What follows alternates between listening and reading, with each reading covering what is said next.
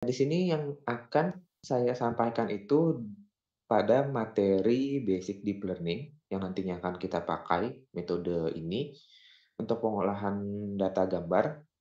Nah, kita bahas satu persatu.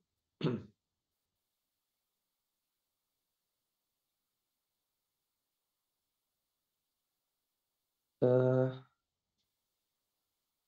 Adapun outline yang saya berikan pada hari ini, yang pertama kita sedikit singgung tentang AI, machine learning dan deep learning.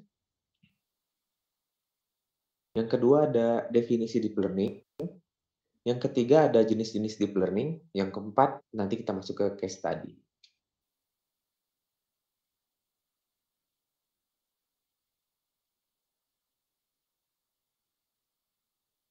Nah, masuk ke outline yang pertama.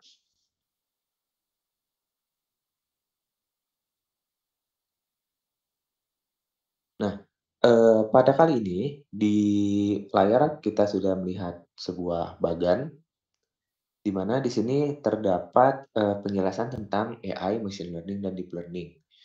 Nah, mungkin tadi dasar-dasarnya sudah dijelaskan di sesi satu oleh, Mas Haris. Di sini, saya hanya lanjut mereview aja untuk pembahasan ini. Jadi, AI itu intinya adalah sebuah teknik yang memungkinkan mesin itu mempunyai perilaku-perilaku atau kemampuan-kemampuan yang ada pada manusia. Misalnya, komputer bisa melihat, tapi dengan bantuan kamera. Nah, itu kan kemampuan melihat itu adalah kemampuan manusia. Nah, yang diadopsi oleh komputer dengan menggunakan teknik-teknik yang ada pada AI, misalnya computer vision, ataupun, kemampuan untuk berpikir. Nah, itu bisa menggunakan teknik-teknik yang ada pada machine learning ataupun deep learning. Nah, mungkin dan lain sebagainya, baik itu misalkan mendengar, atau mungkin berbicara, dan lain sebagainya. Yang kedua ada machine learning.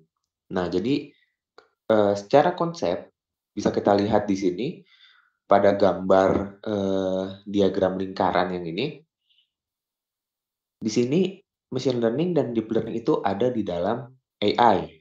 Nah, berarti bisa kita lihat AI itu adalah suatu bidang yang sangat luas, mencakup machine learning dan deep learning, yang secara khusus merupakan metode-metode yang ada pada AI untuk melakukan tugas-tugas yang diberikan.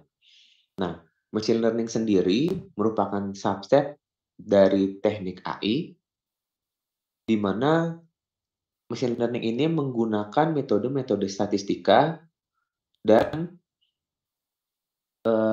mungkin kalau di use case-nya itu menggunakan programming juga, kalau di kitanya menggunakan skill programming seperti yang sudah disampaikan di sesi pertama. Untuk apa? Untuk mengimprove kemampuan dari mesinnya, seperti itu. Nah, kemudian deep learning ini, masuk juga dia di dalam AI dan masuk juga di dalam machine learning. Jadi dia bagian yang lebih kecil lagi, di mana memang deep learning ini adalah subset dari machine learning, di mana tadi machine learning subset dari AI, yang, memungkinkan komputer ini melakukan komputasi pada multi-layer neural network. Jadi, memang deep learning ini dikembangkan dari metode neural network, di mana komputer di sini, eee, dibuat untuk belajar lebih dalam lagi, dengan layer-layer yang lebih banyak, intinya seperti itu. Nah, mungkin itu sedikit gambaran tentang AI, machine learning, dan deep learning. Nah, lebih dari itu mungkin masih banyak lagi bidang-bidangnya, tapi secara umum, tentang AI, machine learning, dan deep learning itu seperti ini. Lanjut, sekarang kita masuk ke deep learning.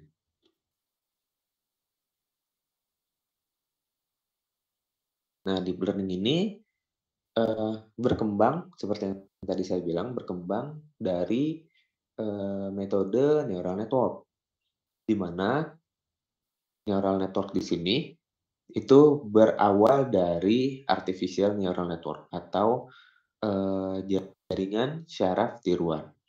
Nah, definisi ANN sendiri adalah suatu algoritma yang dirancang dengan meniru jaringan saraf biologis. Secara matematis, ANN ibarat sebuah graf. ANN memiliki neuron atau vertex dan sinapsis atau edge. Jadi, mungkin teman-teman yang basic-nya lebih ke arah biologis, metode ANN ini lebih ke syaraf biologis, di mana ada, eee, dendrit, kemudian dan lain sebagainya yang ada di syaraf secara biologis. Tapi kalau teman-teman yang, basically-nya dari matematik, mungkin lebih, kebayang jika ANN ini adalah sebuah graf, di mana pada teori graf kan mempunyai, titik dan simpul. Nah, itu diibaratkan menjadi, eee, neuron yang ada di ANN, seperti itu. Dan di dalam ANN ini sendiri juga ada perhitungannya nanti, sehingga nanti, metode neural network ini bisa menghasilkan model yang cukup baik. Nah, eee, pada metode jaringan syaraf tiruan, itu kita pertama mengenal yang namanya single perceptron, di mana single perceptron ini, intinya kita bisa, eee, mempunyai data X1, X2, X3, sampai Xn input, kita lihat di gambar ini, yang kita, masukkan ke dalam suatu neuron melalui bobot W1, W2, W3, sampai Wn. Nah, eee, perhitungan dari input ke suatu neuron itu, eee, masih sederhana ya. Jadi hanya input dikalikan bobot, tiap input dikalikan bobotnya. Jadi X1 dikali W1, X2 dikali W2, X3 dikali W3, dan seterusnya sampai dengan Xn dikali Wn. Yang nantinya masuk ke neuron, itu jumlah, hasil perkalian tersebut akan dijumlahkan. Jadi notasinya itu adalah sigma dari XI ditambah WI ditambah B. Biasanya B-nya itu adalah bias.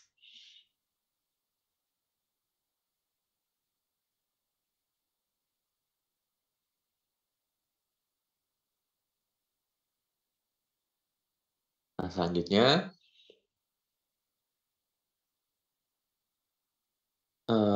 ini merupakan, proses dari single perceptron yang secara umum tadi saya jelaskan sebelumnya. Jadi kita inisialisasi, bobotnya di sini, yang nantinya memang, eee, bobot ini akan menyesuaikan antara input dengan output. Jadi yang akan berubah di sini adalah tiap bobot ini, hingga menghasilkan model yang baik, di mana, input X1 sampai dengan Xn, itu tidak boleh kita ubah karena itu, data yang masuk. Untuk menyesuaikan dengan kelasnya, misalnya, kelasnya nanti kan kalau ada 2 kelas, bisa kita, ubah menjadi angka misalnya, yaitu 0 dan 1. Nah, rumus dari output di single perceptron ini adalah sigma Xi dikali Wi ditambah bias.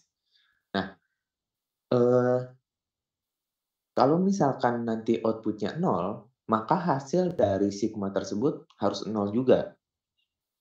Nah, di mana di sini pasti ada nilai yang harus menyesuaikan. Nah, bobotnya lah yang akan menyesuaikan antara input dengan output untuk semua data kita, agar menjadi model yang baik. Nah, seperti itu kira-kira, proses dari, single perceptron. Hmm.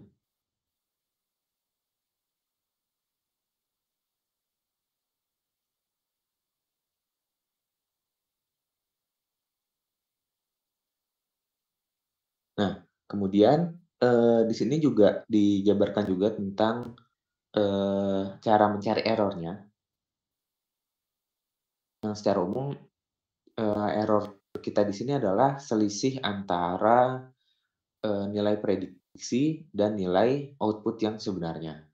Nah, sehingga kita nanti dapat menghitung perubahan bobot dengan menggunakan persamaan delta W-nya, delta WI, di mana, eee, bobot ini akan terus update atau menyesuaikan dengan data yang ada, sehingga nanti bobot yang kita dapatkan adalah, bobot yang bisa pas untuk data yang kita latih, seperti itu. Nah, eee, seperti ini cara mengolah atau mengupdate bobotnya.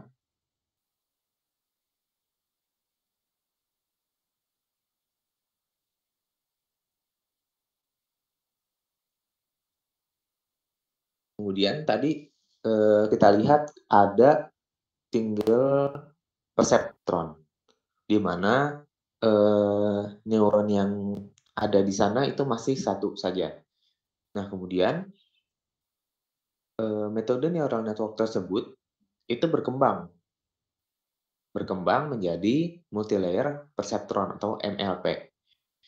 Nah, di sini MLP ini, kita bisa lihat di gambar, dia sudah memiliki lebih dari satu layer perceptron. Neuronnya di suatu hidden layer atau hidden unit di sini, itu ada 3. Jadi dari data yang masuk, datanya itu X, itu akan dikalikan dengan bobot W di tiap-tiap neuron dan, akan dijumlahkan dengan sigma. Jadi sigma XK dikali WK, J. Nah, ini notasinya lebih kompleks karena memang, eee, neuronnya juga sudah bertambah, karena di sini juga sudah multilayer perceptron. Nah, kenapa adanya perkembangan ini? Ini juga menyesuaikan dengan, kebutuhan data yang ada seiring dengan perkembangan zaman. Jadi mungkin di awal perkembangannya ANN, itu bisa mengatasi data-data yang ada pada saat itu. Kemudian, seiring dengan perkembangan zaman, data-data yang, diperoleh juga semakin kompleks kan. Nah, eee, maka dari itu model-model sederhana, sepertinya sudah tidak memungkinkan untuk, mengolah data-data yang lebih kompleks lagi atau mungkin mempunyai banyak keterbatasan. Maka dari itu peneliti-peneliti, sebelumnya mengembangkanlah, metode-metode yang ada, yang tadinya dari single layer perceptron menjadi multi-layer perceptron. Nah, tujuannya tentunya, secara umum adalah untuk menghasilkan model yang lebih baik untuk mengolah data yang ada. Nah, itu untuk, proses dari input ke tiap neuron ini sama, yaitu data dikalikan dengan bobotnya, kemudian dijumlahkan dengan sigma, terus dari setiap neuron di sini sampai dengan layer output pun sama. Jadi di neuron, pertama nilainya berapa dikalikan dengan bobotnya.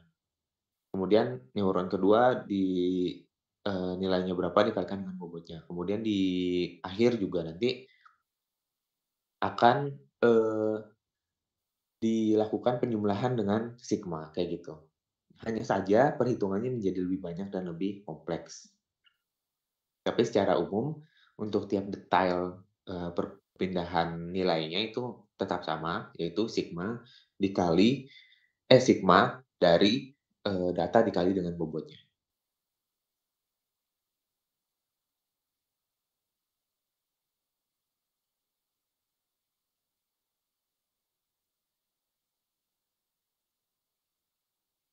Oke, ini, mungkin masih sama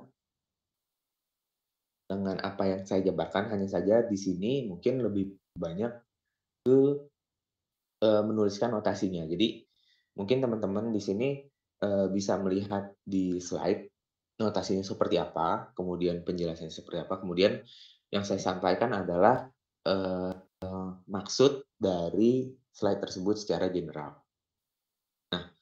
Eee, di sini juga tetap terjadi update bobot, di mana di nomor 4 itu ada delta W, K, J, eee, sama seperti single perceptron, di mana bobotnya itu bisa kita update.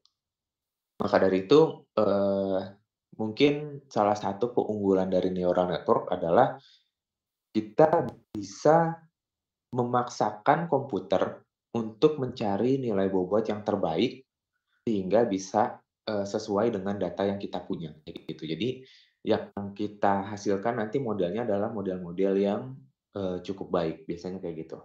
Tapi tentunya tidak terlepas dengan pengolahan atau pemrosesan yang baik juga ya tentang datanya. Kita di sini berbicara lebih ke model.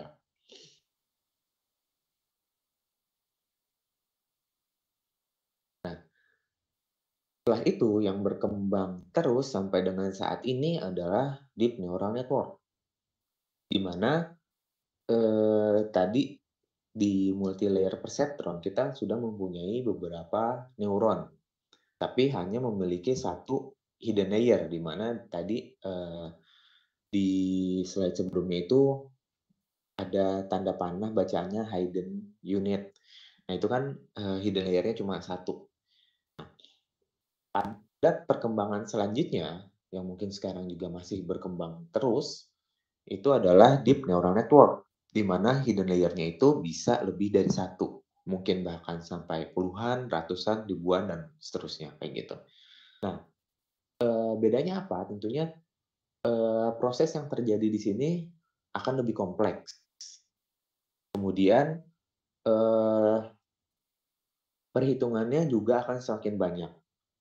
Walaupun memang pada dasarnya masih mengadopsi, beberapa teknik yang sebelum-sebelumnya, misalkan kayak dari, data ke suatu neuron, data ke suatu neuron di sini, itu masih mengalami proses yang sama seperti sebelumnya, yaitu data dikali bobotnya, kemudian dijumlahkan dengan sigma, sehingga menghasilkan suatu nilai. Tapi proses ini berulang terus sesuai dengan, hidden layer yang ada. Nah, kalau di sini hidden layer-nya ada 2, ini lanjut terus sampai dengan output. Nah, tergantung teman-teman nanti mempunyai hidden layer-nya berapa. Prosesnya tentunya akan semakin banyak ya, akan semakin panjang juga dan, memang secara perhitungannya sudah harus memakai komputer yang, menghitung semua itu, kayak gitu. Jadi nggak mungkin kita mengurutkan perhitungannya satu per satu, apalagi dengan layer yang semakin banyak dan neuron yang semakin banyak. Nah, di selanjutnya DNN ini disebut juga sebagai deep learning yang kita kenal, istilahnya pada saat ini. Deep neural network ini, dikembangkan memang, sekali lagi secara umum untuk menghasilkan model yang lebih baik, yang bisa, eee, memproses data-data yang lebih kompleks, seperti itu. Jadi mungkin kalau misalkan, dari pengalaman kami, untuk data-data yang besar, untuk data-data yang banyak, memang, proses deep neural network ini memang cukup powerful, sejauh yang kita rasakan. Walaupun memang, machine learning dan mungkin teknik-teknik lainnya juga tidak bisa dibilang, mereka kalah dengan deep neural network. Itu tergantung case yang kita kerjakan, kayak gitu.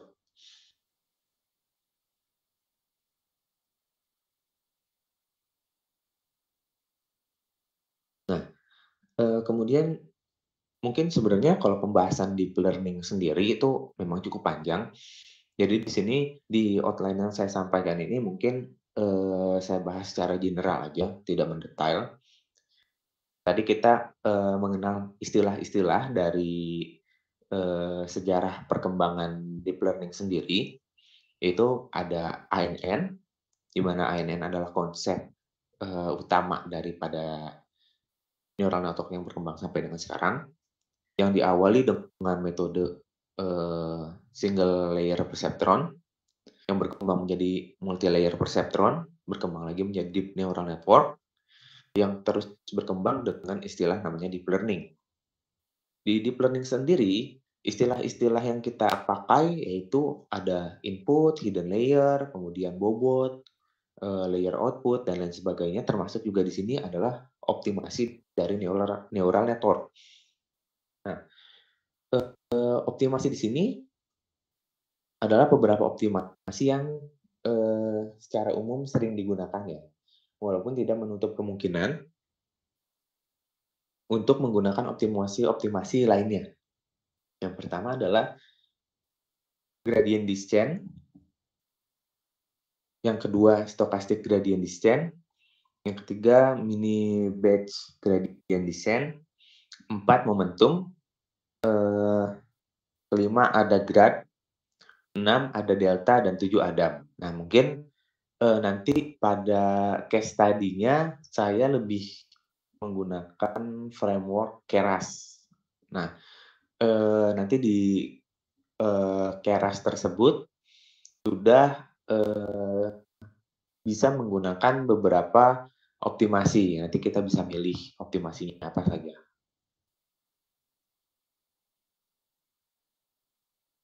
Nah, di sini optimasi yang kita gunakan di sini bertujuan untuk apa? Bertujuan untuk mencari nilai yang paling optimum atau nilai yang paling baik untuk parameter-parameter yang ada pada neural network kita.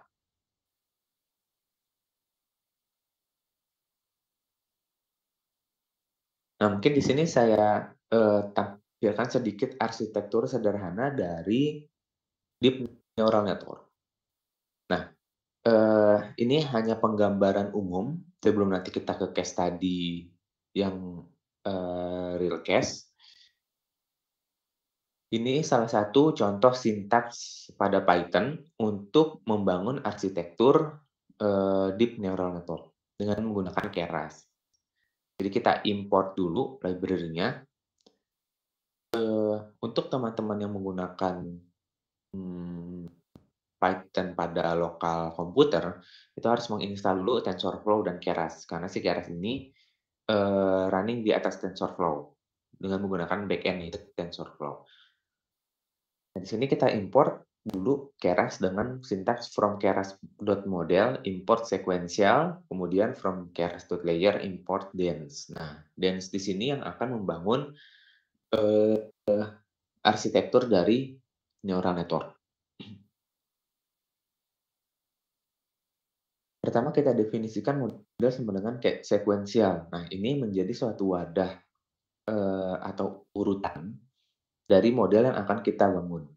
Jadi kalau kita sudah mendefinisikan wadahnya di sini, kita tinggal tambahin aja nih layer-layer yang kita butuhkan tuh ada apa aja. Nah, di sini ada dense, di mana dense ini adalah layer yang membangun neural network. Nah, input dimensinya bisa kita sesuaikan dengan data kita, aktivasinya juga bisa kita sesuaikan. Oh ya, mungkin aktivasi tadi belum dibahas. Di sini juga kita mengenal istilah fungsi aktivasi atau activation function, di mana ada banyak fungsi aktivasi tergantung kebutuhan aja, bisa dipilih sama teman-teman. Ada ReLU, sigmoid, tangan hyperbolik, kemudian ada softmax, dan lain sebagainya. Nah, mungkin karakteristik dari fungsi aktivasi sendiri bisa teman-teman baca lebih lanjut sesuai dengan kebutuhan teman-teman.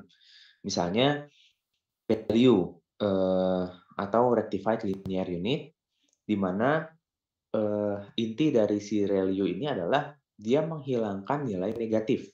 Jadi kalau dia nilainya negatif, dia akan berubah jadi 0. Kalau dia nilainya positif, dia akan tetap menjadi nilai itu sendiri gitu. Kemudian ada sigmoid. Sigmoid ada persamaan rumusnya, di mana inti dari sigmoid ini adalah keluarannya dari fungsi sigmoid itu sendiri adalah nilai yang berada dalam range 0 sampai dengan 1. Jadi kalau teman-teman mau mentransformasi atau mengubah suatu nilai, "Oh saya maunya positif aja." Nah itu teman-teman bisa menggunakan, ReLU. Tapi kalau misalkan teman-teman mau, "Oh saya mau mentransformasi nilai atau menskalakan nilai antara 0 sampai dengan 1 aja nih." Nah itu bisa menggunakan si point. Nah, dan lain sebagainya sesuai dengan kebutuhan. Di mana DENS di sini 12, 8, 1 itu adalah, jumlah neuronnya, output dari neuronnya. Jadi, seperti gambar yang sebelumnya saya tampilkan itu kan ada yang neuronnya 3, ada yang 4. Nah ini bisa kita set mau berapa neuron. Hanya saja, biasanya di DENS yang paling terakhir ini, karena itu sudah mau, eee, masuk ke layer output, jumlahnya itu harus sama dengan jumlah kelasnya. Ini kita berbicara tentang klasifikasi ya. Jadi kalau misalkan di klasifikasi itu saya mempunyai 3 kelas, maka itu terakhirnya harus 3 kayak gitu. Nah ini DENS-nya itu 1 biasanya untuk, binary classification, kayak gitu.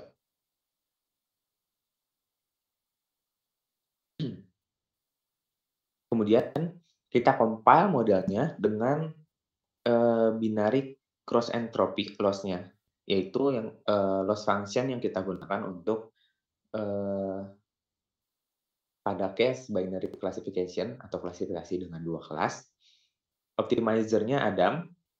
Nah, ini bisa terganti dengan optimasi-optimasi lainnya yang mungkin list detailnya bisa teman-teman lihat sendiri di, website-nya Keras, ada apa aja, karena itu cukup banyak. Kemudian metriknya, bisa kita print akurasi. Pada perkembangannya mungkin di deep neural network ini juga bisa digunakan untuk kasus-kasus seperti regresi, kemudian, mungkin nantinya lebih berkembang lagi ke object detection dan lain sebagainya, yang memungkinkan kita menggunakan loss yang berbeda-beda pula. Misalnya kayak pakai regresi itu, bisa kita gunakan loss RMSE, metriknya misalkan kita mau menggunakan, eee, RMSE juga kayak gitu, sesuai dengan case-case yang ada pada regresi. Kemudian setelah kita compile, kita fit modelnya dengan X dan Y, dengan data dan labelnya, kita bisa set epoch di sini adalah iterasi, itu sebanyak 150, bisa teman-teman set kurang dari itu atau lebih dari itu. Kemudian batch size-nya 10. Jadi untuk setiap 10, data diambil, terjadi learning, udah selesai, ambil lagi 10 sampai dengan datanya selesai, keambil semua, gitu. Nah, kita masuk ke jenis-jenis deep learning. Yang pertama, eee, ada convolutional neural network. Nanti yang kedua itu ada RNN, cuma pada pembahasan kali ini mungkin saya akan lebih fokus ke, CNN aja, RNN-nya itu mungkin hanya sekedar introduction. Karena mungkin nanti, case yang kita olah di sini itu, lebih ke sini nih, lebih ke convolutional neural network.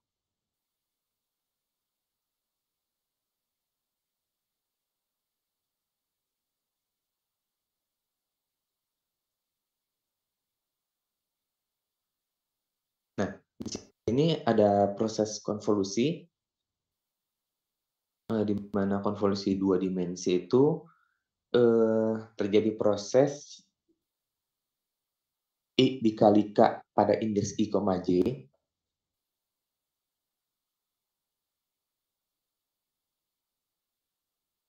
itu, eee,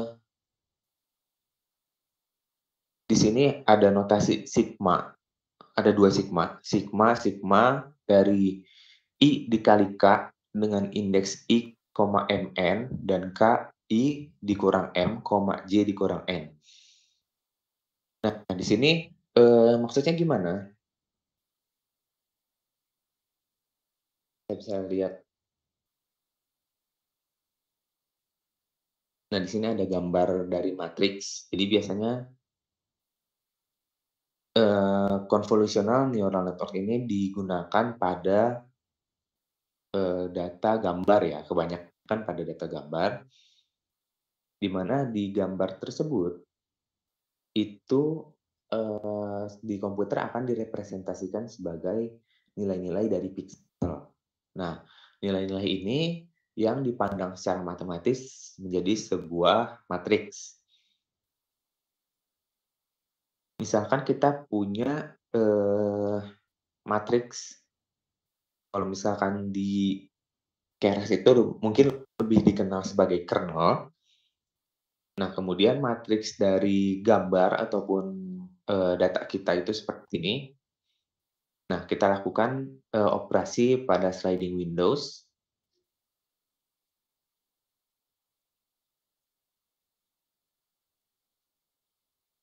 Nah, jadi di sini yang, eee, tadi saya bilang, di sini ada sebuah kernel, mungkin lebih dikenalnya dengan nama kernel, sebesar 3 kali 3. Nanti juga kita bisa set dia 3 kali 3 atau 2 kali 2 atau mungkin 5 kali 5 dan seterusnya.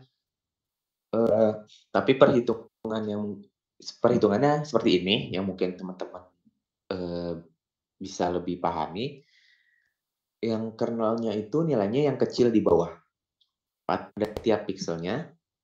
Kemudian proses yang terjadi di sini, notasi yang di bawah kan mungkin agak ribet ya lihatnya ya, maksudnya seperti apa. Nah, ini, yang mungkin lebih tergambarkan oleh teman-teman adalah yang digambar ini. Proses yang terjadi di sini adalah proses perkalian di tiap-tiap kotak ini atau di tiap-tiap piksel ini. Jadi 1 kali 0, 0 kali 0, 0 kali 1 dan seterusnya. Ini kan hasilnya 0, 0, 0, 0, 0, 0, terus di sini ada 1 kali 1 ya, hasilnya 1. Nah, hasil dari 9 kotak ini, itu nanti dijumlahkan dengan sigma. Jadi 0 ditambah 0 ditambah 0 ditambah 0 ditambah 0 dan seterusnya, sampai di sini ditambah dengan 1. Hasilnya adalah 1. Jadi proses konvolusi itu kayak gitu. Kita pasang kernel di, mulai dari pojok kiri atas, kemudian nanti bergeser satu ke samping, bergeser satu ke samping, kemudian kalau sudah selesai dia langsung ke bawah, bergeser lagi bergeser lagi. Nah, itu yang mungkin lebih dikenal dengan teknik sliding windows. Kenapa tadi ada istilah dengan sliding windows, itu karena si kernel ini akan jalan menyusuri, data kita. Kalau misalkan data kita adalah gambar, mungkin lebih kebayangnya gambar gitu ya. Eee, jadi kernelnya itu dipasang dari pojok kiri atas pada gambar, dia jalan ke kanan sampai dengan selesai. Kalau udah selesai dia turun, dari kiri lagi ke kanan, turun lagi sampai dengan gambar itu, kena kernelnya semua, kayak gitu. Di mana proses yang terjadi di dalamnya ketika kernel mengenai gambar tersebut adalah seperti ini, sehingga nilai yang dihasilkan, tadinya mungkin di sini matriks kita berukuran 5 kali 5 itu berubah menjadi 3 kali 3 kayak gitu. Jadi si proses konvolusi di sini adalah, lebih sebagai fitur ekstraksi kalau secara, proses AI-nya, lebih ke fitur ekstraksi ya pada gambar kita.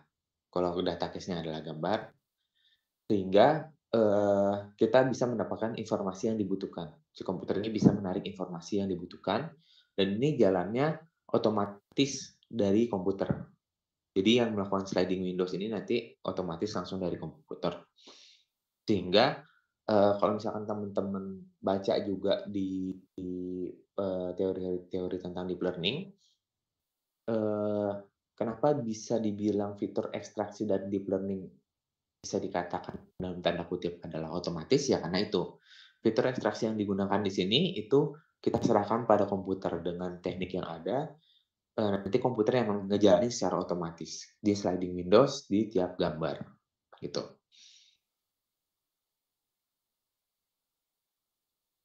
Nah, ini prosesnya, jadi tadi dari kiri ya, ini bergeser ke kanan, nilai yang diperoleh hasilnya 4, dan ini bergeser lagi ke kanan, hasil yang diperoleh adalah 11. Nah, kalau sudah habis, dia langsung lanjut ke bawah.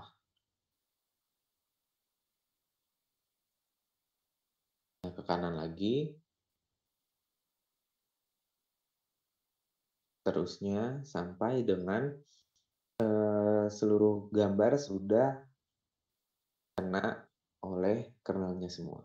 Nah, ini yang terakhir, hasilnya adalah 7. Nah, eee, kemudian yang terjadi adalah matriks yang lebih besar tadi, setelah kita lakukan ekstraksi fitur dengan menggunakan CNN atau layer konvolusi di sini, itu menjadi matriks yang lebih kecil. Maka dari itu mungkin kalau representasi dari sebuah gambar, jika kita masukkan ke layer konvolusi nanti gambar tersebut akan semakin kecil kalau melewati, layer-layer konvolusi ataupun pooling nanti ya. Di mana, eee, pada akhir step fitur ekstraksinya itu nanti gambarnya akan jadi lebih kecil, tapi gambar tersebut sudah mempunyai nilai-nilai yang merepresentasikan, eee, ukuran matriks yang besar sebelumnya. Seperti itu, yang nanti wah, yang nantinya, mungkin bisa kita lanjutkan proses klasifikasinya dengan menggunakan, deep neural network yang tadi. Nah, ini mungkin yang tadi sudah dijelaskan prosesnya, bagaimana dari, matriks yang biru bisa menjadi matriks yang hijau. Nah, matriks yang hijau ini mungkin secara istilah bisa disebut dengan fitur map atau, fitur yang menggambarkan, eee, data awal kita yang besar tadi.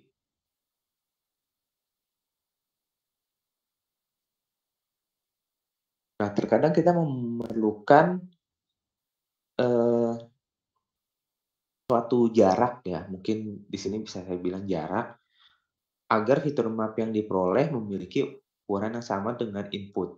Nah, ini untuk beberapa case aja. Jadi di sini ada yang istilahnya padding. Padding itu adalah, menambahkan pixel, misalkan kita mempunyai gambar dengan matriks 5 kali 5. Nah, agar mempunyai fitur map yang sama dengan, eee, gambar awal kita punya, kita tambahkan padding. Gunanya padding itu apa? Kita menambahkan, kalau misalkan representasi di gambar, kita menambahkan pixel di sekeliling gambar kita. Nah, itu bisa di-set juga mau berapa padding-nya, di mana tiap nilai-nilai di padding ini adalah nilainya 0 semua. Karena pada perkalian 0 itu kan nggak ngaruh ya, dia akan tetap menjadi 0 jika dikalikan dengan nilai berapapun, kayak gitu. Jadi mungkin fitur map yang diperoleh di sini, itu nilai cirinya itu tetap sama di matriks yang hijau ini, hanya saja kita, menjadikan fitur map di sini menjadi ukuran yang lebih besar daripada yang tadi. Nah, ini mungkin berguna juga untuk teman-teman yang mau, eee, mengekstraksi fitur tapi dengan menggunakan gambar-gambar yang ukurannya tidak, tereduksi jauh gitu.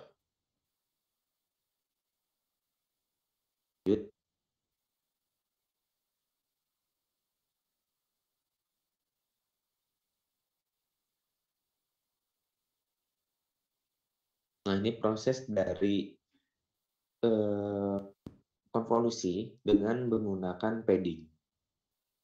Nah, seperti ini, kalau misalkan tadi kita running, 3 kali 3 di matriks yang biru ini, itu kan, eee, bisa kita bilang layer-nya itu, sudah terambil semua ya, gambarnya itu sudah terambil semua oleh kernelnya yang berjalan satu kotak. satu kotak, tapi nanti bisa memungkinkan teman-teman itu mempunyai, eee, data-data yang mungkin pikselnya tidak terambil semua oleh kernel yang di-set oleh teman-teman. Nah, cara yang digunakan adalah salah satunya dengan padding, kayak gitu.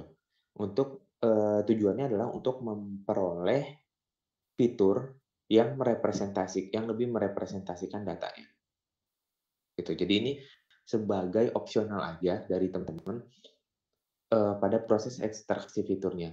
Mana tahu dengan menggunakan padding ini, model yang dihasilkan nantinya akan menjadi lebih baik.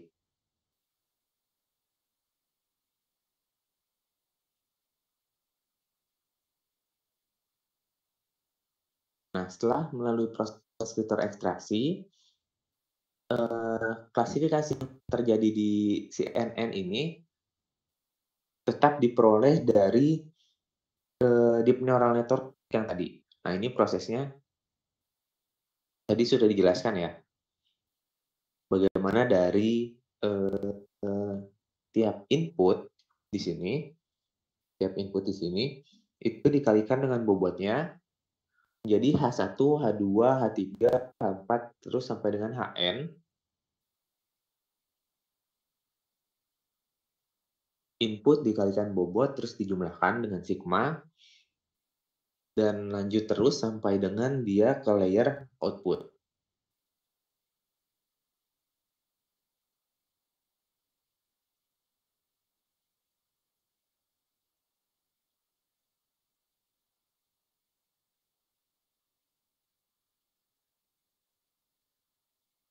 Nah, kemudian di sini,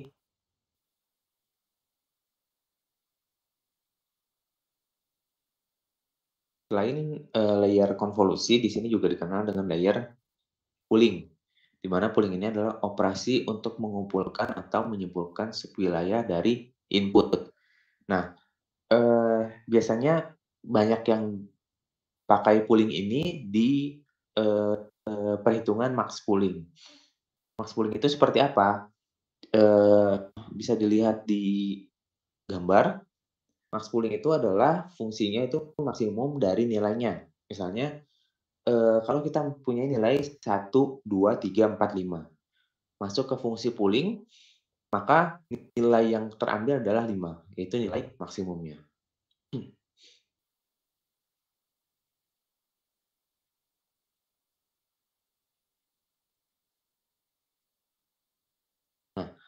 Nah, di sini proses yang cukup penting pada ekstraksi fitur di convolutional neural network, yaitu, bobot pada kernelnya.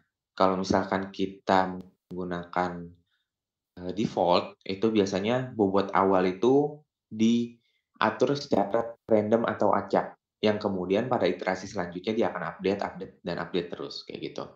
Nah, ada juga metode-metode lain yang memungkinkan kita untuk menggunakan bobot-bobot yang sudah ada. Misalnya yang nomor 2 menggunakan bobot yang sudah ada atau transfer bobot, yang, mungkin lebih dikenal juga dengan transfer learning. Jadi kalau misalkan, eee, Keras itu kita bisa memakai, bobot-bobot misalnya bobot pada ImageNet kayak gitu. Nah itu bobot-bobot dari, eee data yang sudah dimodelkan atau yang sudah di-training oleh, peneliti-peneliti yang submit ke Keras dengan dataset ImageNet. Nah, mungkin teman-teman juga bisa baca lebih lanjut tentang itu. Nah, yang ketiga bisa menggunakan bank filter, biasanya digunakan untuk representasi atau dekomposisi atau kompresi gambar.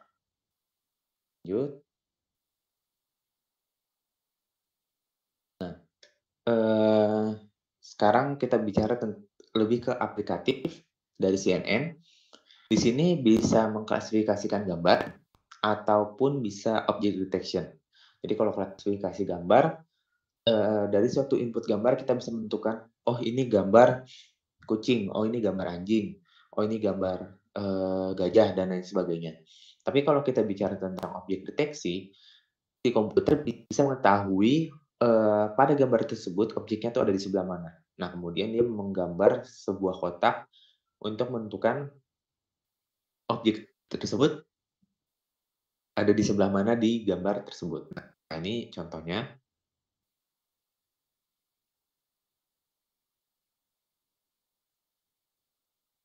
Nah, ini masih sama tentang objek deteksi. Sebelah kiri mungkin, eee, penerapan pada, YOLO.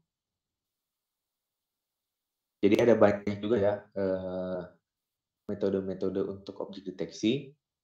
Ada CNN, RCNN, kemudian YOLO, Faster RCNN, dan lain sebagainya yang, masih terus berkembang sih sampai dengan sekarang.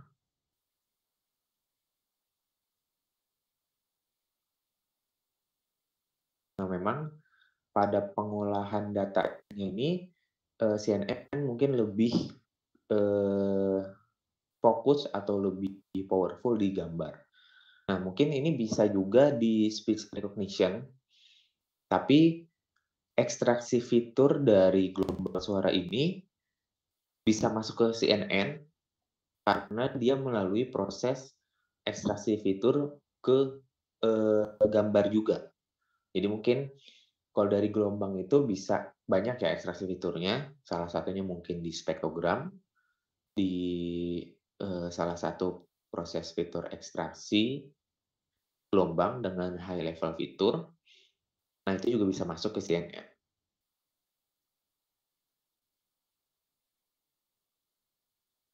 Nah, beberapa arsitektur CNN yang berkembang, yang, ada pada awalnya itu adalah LeNet, kemudian ada lagi perkembangan arsitekturnya AlexNet, VGGNet, Inception, terusnya sampai dengan ResNet.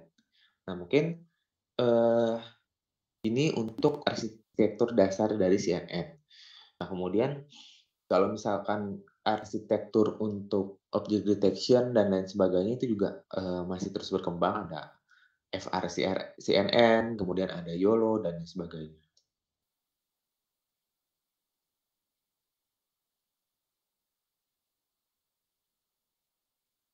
Ini saya contohkan lagi arsitektur sederhana dengan menggunakan Python. Untuk klasifikasinya kita gunakan dense. Di sini untuk fitur ekstraksinya kita gunakan konvolusi dan max pooling. Nah, urutan arsitekturnya adalah kita konvolusikan dulu gambarnya 2 kali, kemudian kita pooling 1 kali dengan max pooling, yaitu kita ambil nilai tertingginya.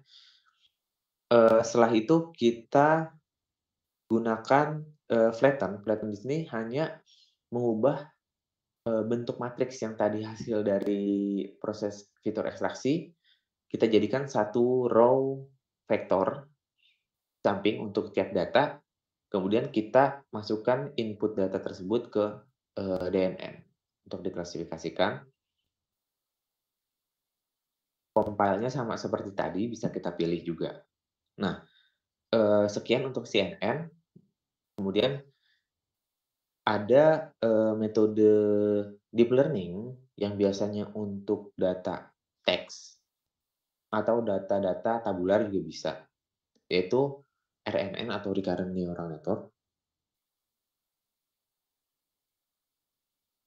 Nah, ini hanya sekilas aja mungkin. RNN biasanya digunakan untuk, pengolahan data, teks maupun tabular. Jadi, data teks yang tadi disampaikan dengan mungkin kasus klasifikasi, itu juga bisa digunakan dengan metode deep learning, kayak gitu. Ini ada, update bobot dari backpropagation. Nah, kemudian sampai dengan si RNN ini berkembang lebih lanjut ke LSTM, itu.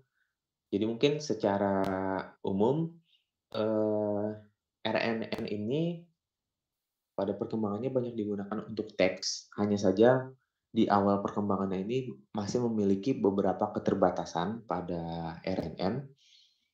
Salah satunya adalah dia, eee, long term dependencies, di mana dia tidak bisa mengingat, kalau di teks itu kata-kata yang, di awal. Jadi mungkin secara garis besar kalau si RNN itu bilang setiap kalimat kata terpenting itu ada di bagian belakang-belakang, padahal kan belum tentu ya. Nah, keterbatasannya dia ada di situ. Jadi dia tidak bisa mengingat, ingatan jangka panjang atau kata-kata yang di depan. Sehingga, dikembangkan lebih lanjut yaitu LSTM untuk mengatasi keterbatasan tersebut.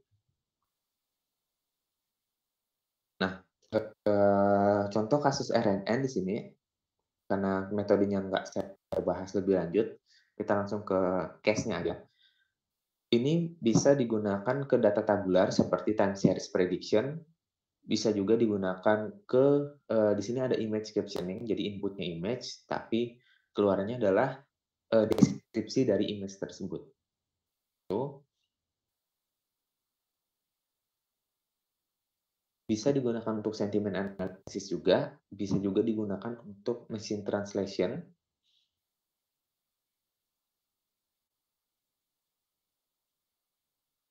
Ini mungkin arsitektur sederhana, tapi nggak akan kita bahas di sini.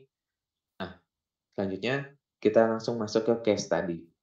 Sebentar, saya akan share screen lagi.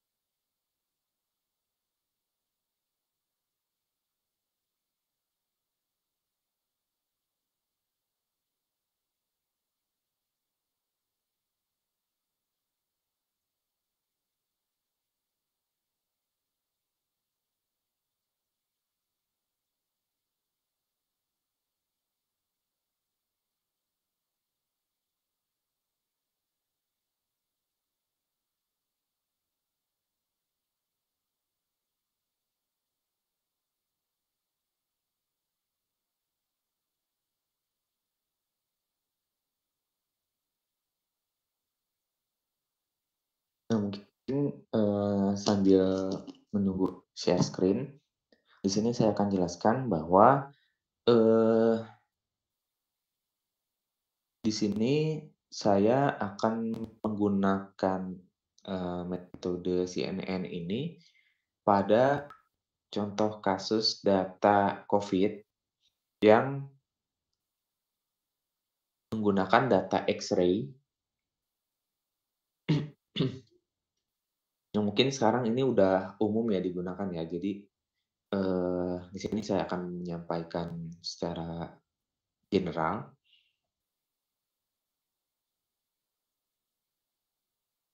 Bentar, share screen.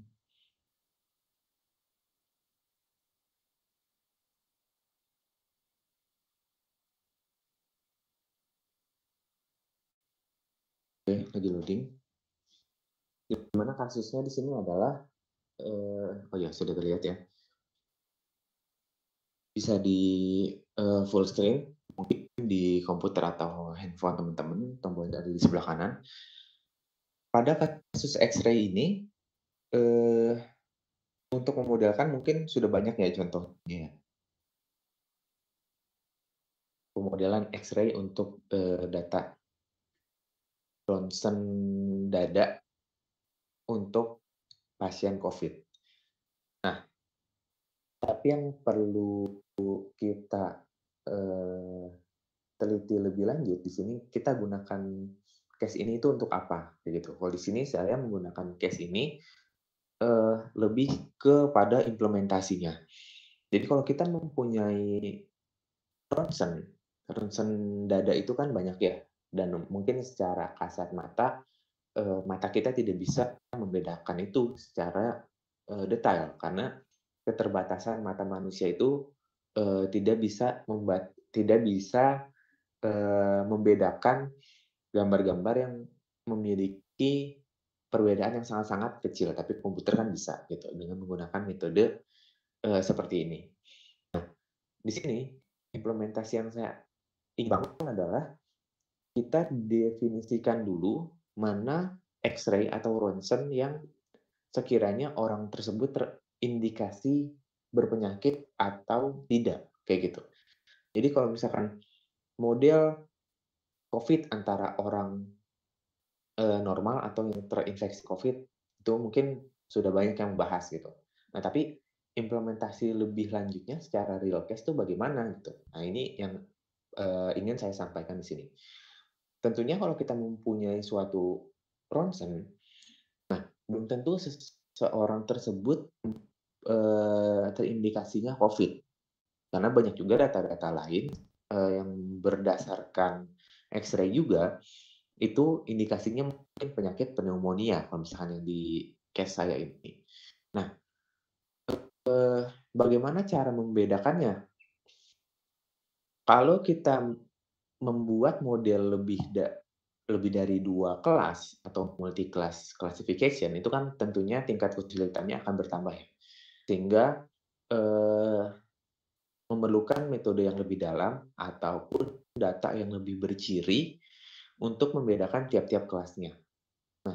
Eee, saya sudah pernah mencoba itu dan memang hasilnya, kurang bagus untuk beberapa percobaan saya.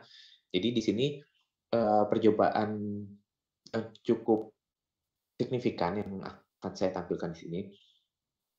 Eee, di sini saya mengusulkan untuk lebih ke arah, metode klasifikasi yang bertingkat, bukan klasifikasi dengan multi class classification. Misalnya kita punya 5 penyakit nih, normal, terus ada data COVID, pneumonia, entah itu nanti misalkan TBC atau, penyakit paru-paru lainnya, misalnya kayak gitu.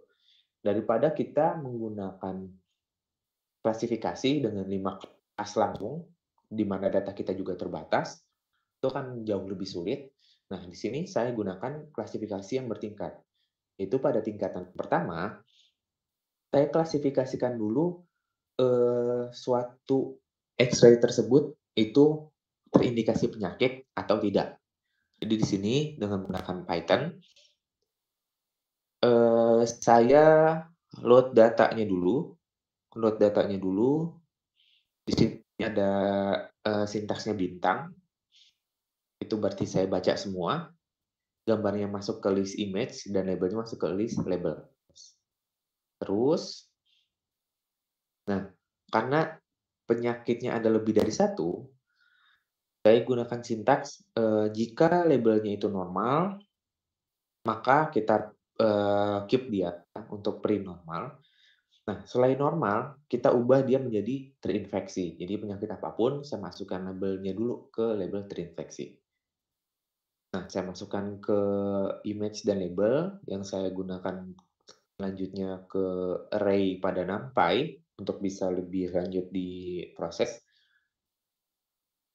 Kemudian saya gunakan label encoder untuk apa? Karena, pada Keras dia tuh maunya input-nya itu di labelnya itu bukan kata-kata. Kalau misalkan teman-teman yang menggunakan machine learning, menggunakan scikit-learn, itu labelnya berupa kata-kata pun bisa ya. Nah, kalau di Keras dia nggak mau, dia maunya menjadi suatu vektor. Misalkan kita punya 3 kelas, ya dia maunya jadi label pertama tuh 1, 0, 0, label kedua 0, 1, 0, label ketiga 0, 0, 1, kayak gitu. Makanya di sini saya gunakan to categorical juga. Jadi label encoder di sini gunanya untuk mengubah kata menjadi angka, kemudian to categorical dari angka menjadi suatu vektor.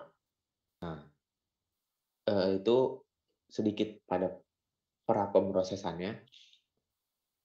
Di sini, model yang saya approach adalah seperti ini, konvolusi pooling 2 kali, terus saya drop out. Drop out ini gunanya untuk, menghindari overfitting, kemudian saya lakukan flatten, kemudian selanjutnya saya, lakukan DNN sampai dengan output.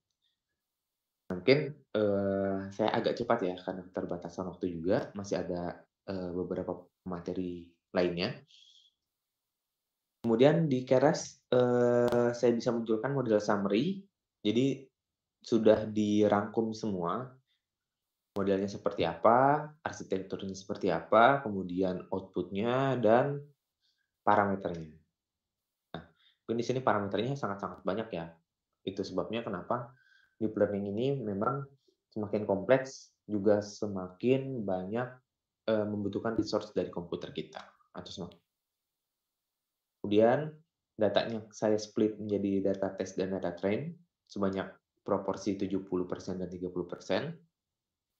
Di sini saya save, modelnya saya save di extension file.h5, kemudian saya lakukan epoch sebanyak 22 kali, menghasilkan, akurasi 90%, tapi di sini yang saya save adalah akurasi tertinggi, sehingga akurasi tertingginya adalah 91%. Nah, lanjut kalau kita lihat, confusion matriksnya ini sudah cukup baik, ini data saya juga terbatas. Confusion matrix yang baik adalah yang nilai dari diagonal matriksnya itu lebih besar daripada nilai-nilai lain di, luar diagonal, kayak gitu. Ini untuk tahap satu.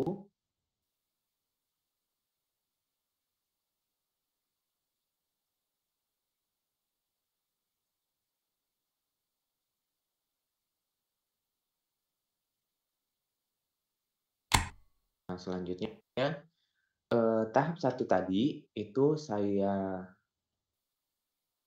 gunakan untuk mengolah data, dengan memprediksi apakah suatu jadi jika ada suatu data baru masuk, X-ray baru masuk, kita bisa memprediksi, "Oh ini, terkena penyakit atau tidak orang tersebut."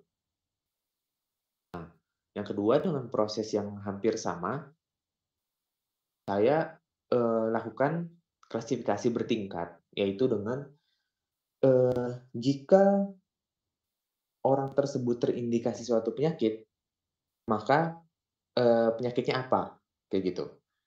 Nah, maka di sini saya klasifikasikan penyakit-penyakit ke dalam 2 kelompok, yaitu, di sini saya gabung antara kelompok COVID dan SARS, itu menjadi sekelompok yang pertama. Yang kedua itu adalah kelompok pneumonia. Di sini saya gunakan model seperti ini, convolusi pooling, dropout, flatten, kemudian deep neural network sampai dengan output. Akurasinya sekitar 98%. Jadi dari epoch sebanyak 12 kali, saya save model dengan akurasi tertinggi. Nah, itu juga bisa dilakukan di Keras. Hasil 98%. Nah, seperti ini hasilnya. Dari confusion matrix, sudah cukup menggambarkan, model yang bisa mengenali penyakit tersebut, apakah dia masuk ke dalam kategori COVID atau masuk ke dalam kategori pneumonia. Nah, sekali lagi tujuannya di sini lebih ke implementasi. Jadi kalau ada data baru masuk, kita, dengan keterbatasan data yang ada, sehingga sulit untuk melakukan multi-class classification, kita bisa melakukan klasifikasi bertingkat. Jadi kita klasifikasikan dulu, orang tersebut, terindikasi terkena penyakit atau tidak, terus, kita masukkan if statement di sana, jika dia terindikasi penyakit, maka penyakitnya apa? Apakah dia COVID ataukah dia, pneumonia, kayak gitu. Nah, mungkin itu, akan lebih efisien juga secara komputasi, karena kalau misalkan kita masukkan semua data secara multi-class itu juga kan akan semakin banyak juga datanya dan semakin kompleks. Nah, mungkin, sekian pembahasan dari saya, ada yang ingin ditanyakan?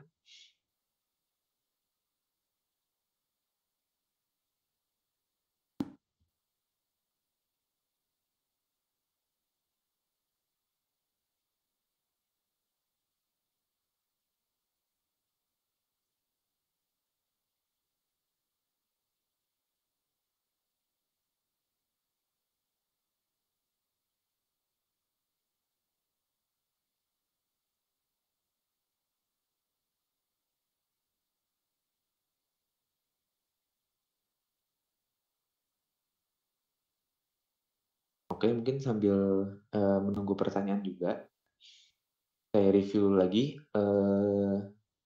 outline dari materi yang kedua ini, itu, eee, deep learning itu berawal dari, konsep neural network atau jaringan syaraf secara biologis ataupun gerak secara matematik.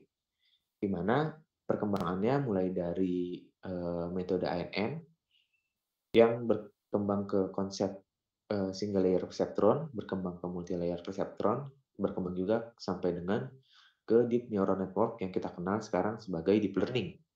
Di mana, eee, secara umum deep learning ini yang saya tampilkan di awal tadi ada CNN dan RNN. Nah, sekarang kita fokus ke CNN. Deep learning yang biasanya digunakan untuk pengolahan data, gambar atau data 2 dimensi, yang kita gunakan di sini untuk mengolah data X-ray. Nah, di sini kita gunakan, klasifikasi bertingkat, di mana tahap pertama adalah mengklasifikasikan orang sehat dan yang terindikasi terkena penyakit. Nah, kemudian selanjutnya jika orang tersebut terindikasi terkena penyakit, kita lihat lagi, jenis penyakitnya itu apa, itu kita, klasifikasikan di tahap kedua untuk jenis penyakitnya, seperti itu. Jadi nantinya pada inference model kita, itu akan masuk ke jadi kita punya output-nya 2 file model, tahap satu dan tahap 2. Jika ada data baru masuk, itu masuk ke tahap satu, dia, terkena penyakit atau terindikasi atau tidak. Kalau dia terindikasi masuk ke model yang kedua, dia dia akan mengklasifikasikan itu penyakit apa. Oke,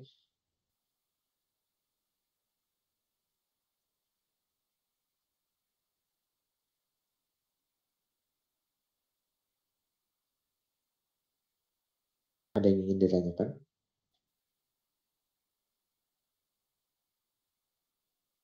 Oke, di sini ada pertanyaan untuk pengolahan gambar, apakah hasil itu dipengaruhi oleh pixel dari gambar tersebut atau tidak? Nah, eee, bisa kita lihat di awal di sini, di model yang saya share screen ini, di sini saya input shape-nya itu 70 kali 70.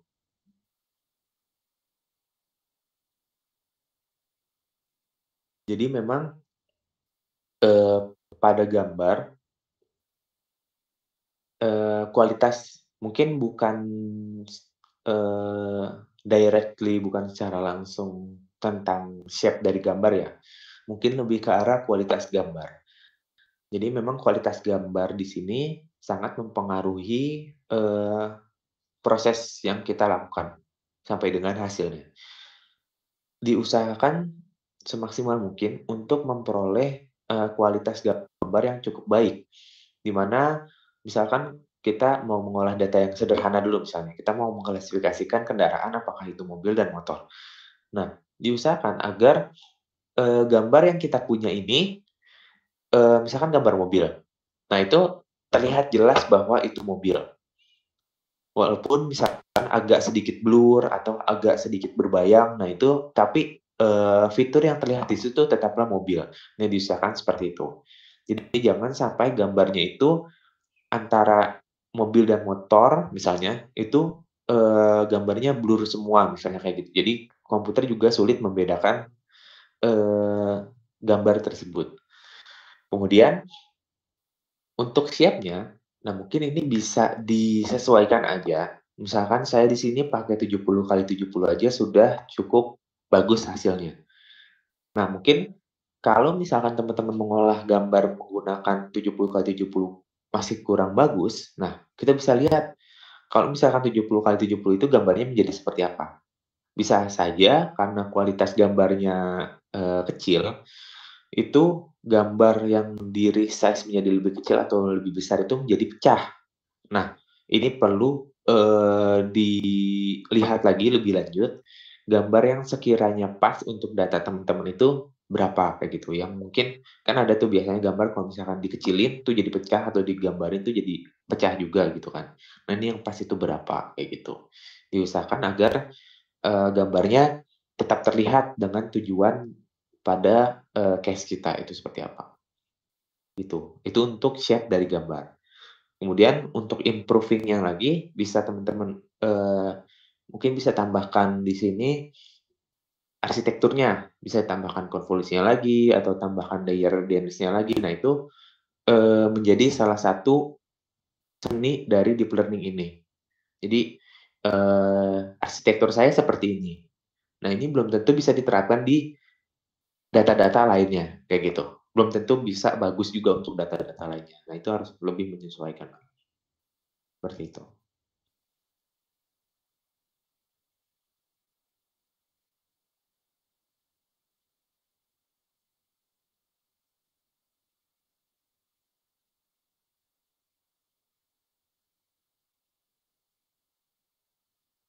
Untuk pre-processing image, apakah tidak ada metode dalam menghilangkan noise? Nah, eee, mungkin di sini saya bisa menyarankan coba baca dokumentasi dari OpenCV atau computer vision, untuk pre-processing gambar. Jadi di situ banyak kan ya image processing yang bisa dilakukan. Nah, untuk menghilangkan noise salah satunya bisa dengan teknik blurring. Nah, blurring-nya itu nanti di OpenCV itu nanti ada sintaksnya, terus ada parameternya. Jadi kita jangan set blurring-nya itu sampai, benar-benar blur. Jadi kita set dasarnya aja, misalkan noise yang saya sering temui pada gambar kan, mungkin ya bisa berupa titik-titik, misalnya ada gambar langit, tapi karena misalkan kamera atau gambarnya kualitasnya jelek, itu ada titik-titik hitam misalnya kayak gitu. Nah itu bisa kita blur sedikit, nggak usah terlalu, keras parameter blur-nya, nanti jadi, hilang semua gitu gambarnya. Nah itu bisa kita blur kalau untuk noise yang seperti itu. Nah kemudian, blur di sini juga banyak ya metode blur-nya. Ada Gaussian blur, terus ada, median blur dan lain sebagainya, itu bisa dilihat aja langsung di, dokumentasi OpenCV-nya. Nah, tergantung, yang mana yang mau teman-teman gunakan. Jadi, biasanya saya untuk mengolah gambarnya itu, misalkan ada noise. Nah, saya pakai beberapa teknik image processing, kemudian saya show lagi gambarnya yang setelah diproses. Itu seperti apa, apakah lebih baik atau tidak, kayak gitu. Eee, Selanjutnya, implementasi data science yang sudah ada di Indonesia selain aplikasi marketplace seperti apa? Eee, Banyak ya kalau kita bicara tentang implementasi data science tergantung kebutuhan atau tergantung goals yang kita inginkan. Tapi, implementasi di sini tidak terbatas di aplikasi-aplikasi marketplace. Nah, bisa saja mungkin, untuk teman-teman yang senang ke riset, mungkin bisa diarahkan lebih ke riset kayak gitu, atau industri. Jadi mungkin, eee, untuk aplikasi di sini sih banyak ya, jadi nggak mesti tergantung goals-nya sih biasanya, atau tergantung tujuannya.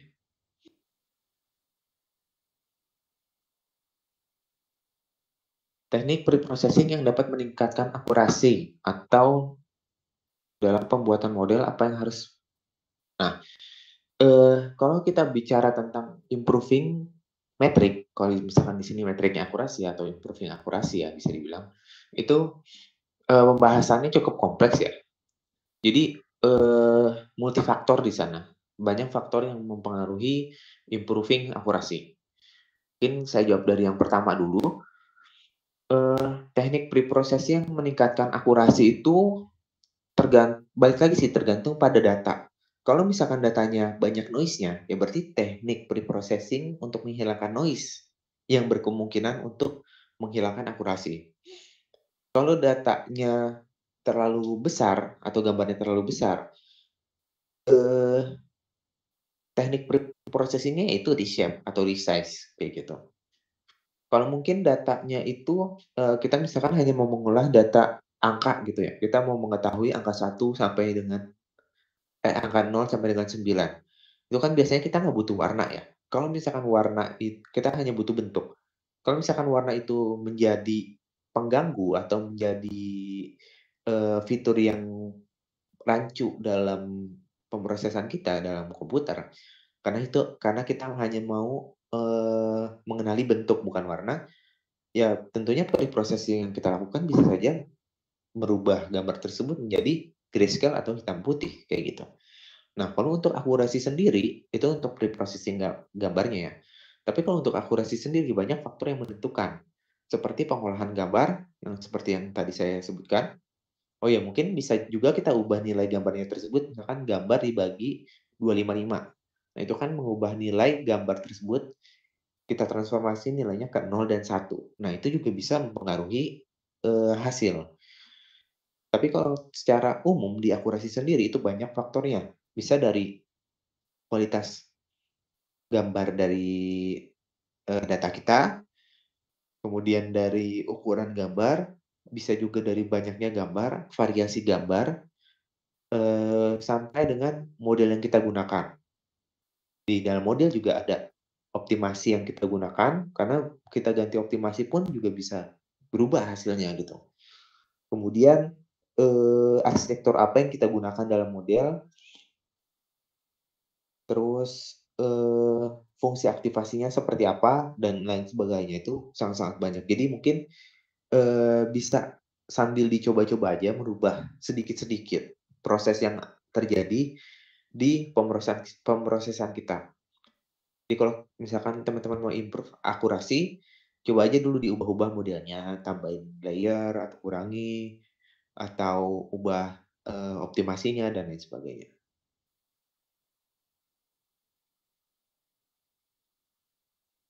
Misalkan ada 2 objek dalam gambar yang bertumpuk, apakah masih bisa dikenali? Nah, ini, eee,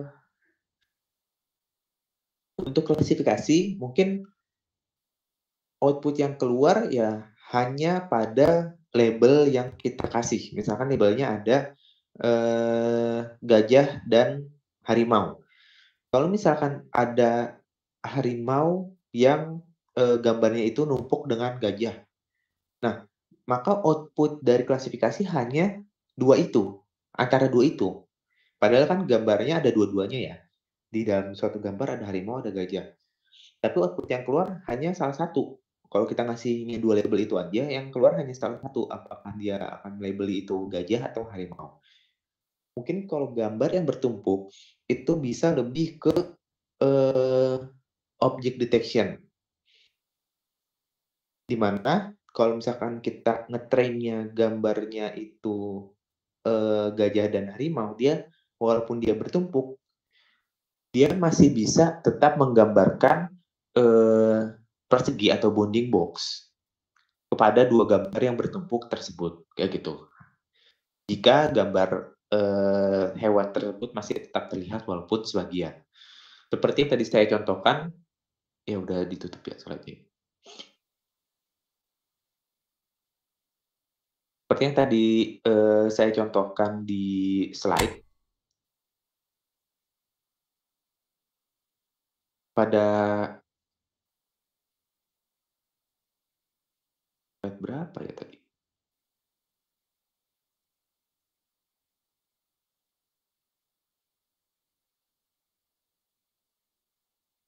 Nah, jika object detection nih seperti ini. Ini kan sebenarnya agak bertumpuk ya sedikit ya, di mana, eee, jenis anjing yang bounding box biru, itu sedikit ketutupan sama yang bounding box kuning. Nah, ini masih tetap bisa terdeteksi jika kita mempunyai dataset yang cukup bagus. Nah, jadi untuk objek deteksi sendiri nanti akan ada pembahasannya. Intinya kalau kita mau bisa mengenali objek yang bertumpuk, mungkin langkah yang harus kita lakukan adalah kita harus punya dataset juga, gambar-gambar yang objeknya itu juga bertumpuk di dalam gambar tersebut, kayak gitu. Nanti ada langkah-langkahnya untuk, mengenali. objek atau objek detection-nya itu sendiri. Nah mungkin, eee, itu saja dari saya cukupkan dulu karena keterbatasan waktu juga, kurang lebihnya mohon maaf dari saya. Wassalamualaikum warahmatullahi wabarakatuh. Kita, bisa lanjut ke pemateri selanjutnya.